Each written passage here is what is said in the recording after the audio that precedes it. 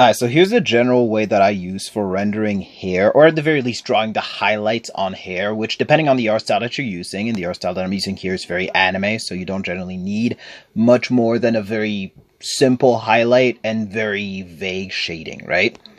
The way that I do the highlight is here on the general color layer, I have the base color for the hair and the gradient, which is not part of the shading, so it's its own thing. And on top of that, I have a base layer here that is essentially going to take the shape of the highlight. You know what I mean? Just goes around to give it that, oh, maybe select that brush.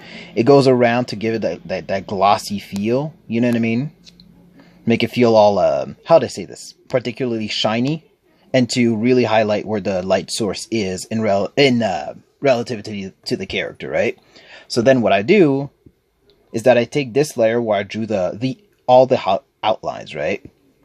And I select it like this, if it wants to work. I'm not on the right layer, that's why.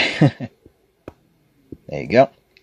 I select it, I reverse the selection, I hide this layer, I make a new one, set it to add, pick a color that is slightly hue shifted and lightened, right? Like so for this hair it is cyan.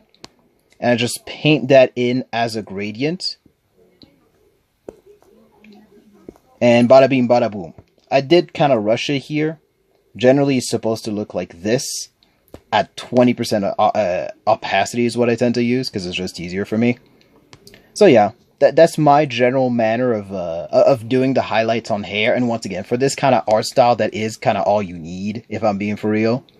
But I'd say it looks pretty good.